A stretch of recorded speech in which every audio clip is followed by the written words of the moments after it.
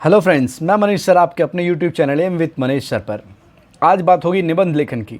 निबंध लेखन एग्ज़ाम में आता है पूरे 7 मार्क्स के लिए और हमारा टारगेट सीरीज़ जो चल रहा है 26 मार्क्स का, ज़्यादा से ज़्यादा मार्क्स हमको स्कोर करना है।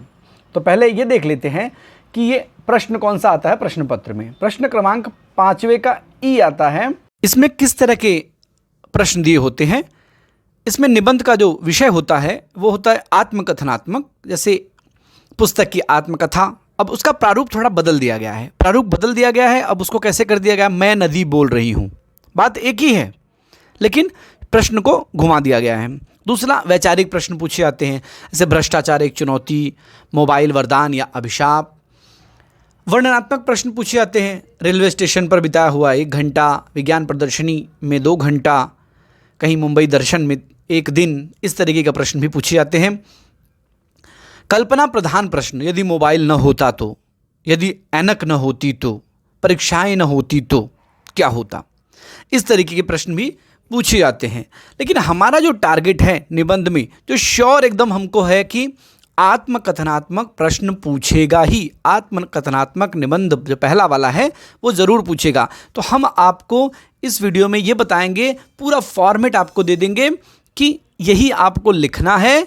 बीच में अपने कुछ ऐड कर दीजिए और आराम से 7 में से 5.5 6 नंबर ले सकते हैं। तो चलिए शुरुआत करते हैं। जो प्रश्न देगा उसमें देखिए ऐसा देगा कि निम्नलिखित में से किसी एक विषय पर 80 से 100 शब्दों में निबंध लेखन कीजिए। उसमें ऑप्शन होगा बादल की आत्मकथा, पाठशाला का पहला दिन और प्रदूषण की समस्या। अब इन तीनों में से हमको जो हमारा जो टारगेट है वो है आत्मकथनात्मक। अब यहाँ पर चित्र के माध्यम से मैंने आपको बताने की कोशिश की है कि जो निर्जीव वस्तुएं हैं उनकी ही आत्मकथा ली जाती है। जैसे यहाँ पर घड़ी है, ऐनक है, पुस्तक है, नदी है, झरना है, पत्थर है। इन सब का आत्मकथनात्मक या इन सब की आत्मकथा से जुड़े हुए प्रश्न पूछे जाते हैं। निबंध या विषय दिया जाता है जिस पर आपको निबंध लिखना होता है। प्रश्न में तो दे दिया गया कि 80 से 100 शब्दों में लिखिए, लेकिन आपको लगता है कि 80 से 100 शब्द लिखने पर आपको 7 नंबर मिल जाएंगे पूरे? कोई पॉसिबिलिटी नहीं है। इसीलिए पैराग्राफ वाइज आपको लिखना है, कम से कम 1.5 पेज तो लिखना ही है। 80 से 100 शब्द कितने होते हैं? 10 या 12 लाइन। तो हमको कम से कम 1.5 पेज लिखने हैं और 4 पैराग्राफ होने चाहिए। 4 पैराग्राफ आपको बना के लिखना है ताकि आपको नंबर पूरे मिल जाएं। 4 पैराग्राफ में किसका किसका समावेश होगा? पहला, शुरुआत एक कविता या शायरी से करिए। जो विषय दिया गया है उसकी कविता और शायरी से करिए। उसके बाद इंट्रोडक्शन, प्रस्तावना लिखिए, जो मैं आपको आगे बता दूंगा। प्रस्तावना जो लिखा हुआ है सबके लिए एक यूनिवर्सल बना दिया है ताकि वही रट लीजिए, याद कर लीजिए और बस उसको लिखिए। विषय प्रतिपादन, सब्जेक्ट ट्रीटमेंट, जो टॉपिक है उस के बारे में आप अपना खुद विचार लिखिए और लास्ट में कंक्लूजन, ये भी हमने आपको बता दिया गया है। तो आपको केवल इसको ध्यान से पढ़ना है, रट लेना है, याद कर लेना है और इसी को आपको एग्ज़ाम में हूबहू उतार देना है। ठीक है, अब शुरुआत करते हैं। सबसे पहले, देखे मौसम देखी सदियां, मैं मूलों से ही जुड़ा रहा। नभ अंचल में उड़ते पंछी, मैं जहाँ था वहीं पड़ा रहा। बिल्कुल यही लिख देना है आपको। देखे मौसम देखी सदियाँ, मैं मूलों से ही जुड़ा रहा। नभ अंचल में उड़ते पंछी, मैं जहाँ था वहीं पड़ा रहा। दोस्तों, यह दुनिया बहुत परिवर्तनशील है।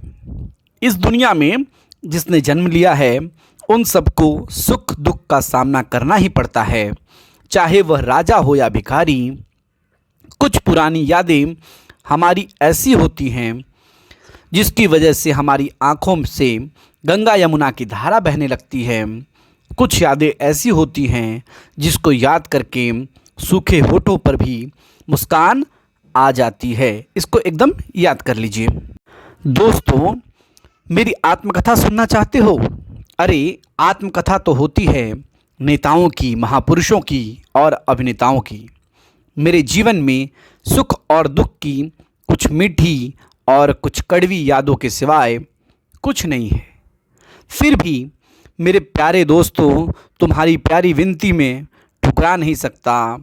तो सुनो मेरी राम कहानी। ये आपका पहला पैराग्राफ कंप्लीट हो गया।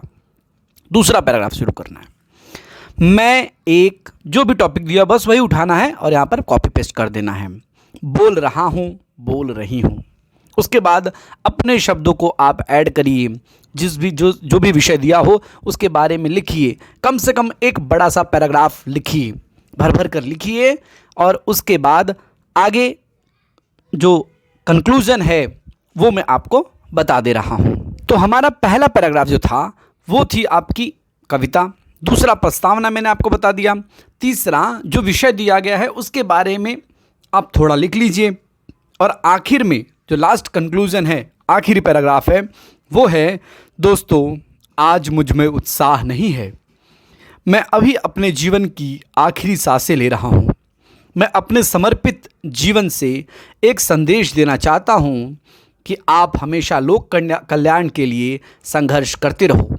जिस मिट्टी में मैं पला बढ़ा उसी मिट्टी में मैं लीन होना चाहता हूँ। अब इस दुनिया में मेरा कोई भी नहीं है। अब बस यही इच्छा है कि मानवता की सेवा में मेरा कण कण समर्पित हो जाए। अब ईश्वर के सिवा कोई और सहारा नहीं है। ये आपका कंक्लूज़न हो गया। तो आपने देखा कि हमने इंट्रोडक्शन प्रस्तावना कैसे किया, कविता लिखा, उसके बाद का इंट्रोडक्शन जो पार्ट है वो लिखा। विषय आपको लिखना है खुद से और उसके बाद कंक्लूज़न लास्ट में वो भी मैंने आपको दे दिया। तो आपकी मुश्किल आसान हो। इसी तरह 4 पैराग्राफ में आपको डिवाइड करना है। 1.5 पेज आसानी से हो जाएगा। सुंदर अक्षरों में लिखिए और एग्ज़ाम में 7 में से आराम से 5.5-6 नंबर ले लीजिए। एकदम रट डालिए, याद कर लीजिए इसको। अगर आपको वीडियो पसंद आए तो चैनल को सब्सक्राइब करिए, लाइक करिए और अपने दोस्तों के साथ शेयर करिए। और भी अलग अलग वीडियोज़ हम लाते रहेंगे।